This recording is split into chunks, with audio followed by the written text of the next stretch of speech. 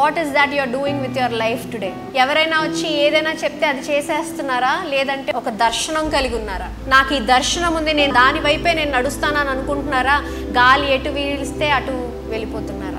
ఏ location అయితే ఆ location, ఏ company అయితే ఆ కంపెనీ, ఏ కెరియర్ అయితే ఆ కెరియర్, ఇదైతే దొరికితే అది, అదైతే దొరికితే అది. At the end of the day you will not be happy. సంతోషం అనేది మీ జీవితంలో ఉండదు. ఏ ఒక్క యాక్షన్ చేసినా, ఏ ఒక్క క్రియ చేసినా ఒక ఉద్దేశపూర్వకంగా మీరు అడుగు వేయాలి. That is how you are going to gain power and that is how you are going to make an impact in the world. నీ జీవితంలో నీ యొక్క ఫ్యామిలీలో నీ యొక్క మాట వింటున్నారా? నీ మాటకు ఒక గౌరవం ఉందా? నీ మాట చెప్తే ఎస్ వీళ్ళు చెప్పారు అది చేద్దామని అనుకుంటున్నారా, లేకపోతే ఆయన ఎటు వెళ్తే అటు వెళ్తారండి మనం ఆయన గురించి పట్టించుకోవద్దని చెప్తున్నారా? ఎవరితో మీరు మాట్లాడాలనుకుంటారు?